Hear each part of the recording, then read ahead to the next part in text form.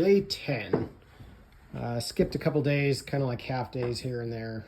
So we just jumped it up to 10. What I did was I had to reframe, kind of build a header and secure this wall. This wall was pretty much falling down. Now it's nice and secure. So I built a header along both of those, and I just built a wall here. Gonna change this. That was the doorway. Gonna make the doorway and the closet all on this wall here to make this bedroom actually usable. Elizabeth demoed this bathroom. Get that ready for plumbing. So that's all cleaned up and ready to go.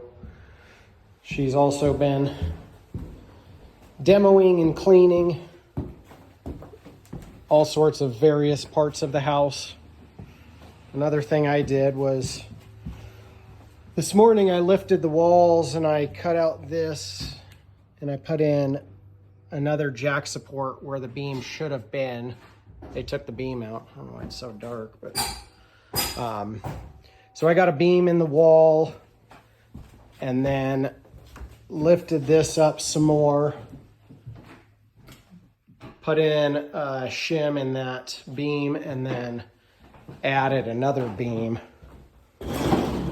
to add some strength back in here. So this room has two beams, and then that other one's right on the side of that laundry. Well, not that laundry, but where that corner is. And then Elizabeth was up in the top unit, pulling off case molding and demoing that some more. She also ripped out all the countertops, stove, and sink. And we're going to refinish these. So now that's all exposed to where we can get to it. And that was our day 10.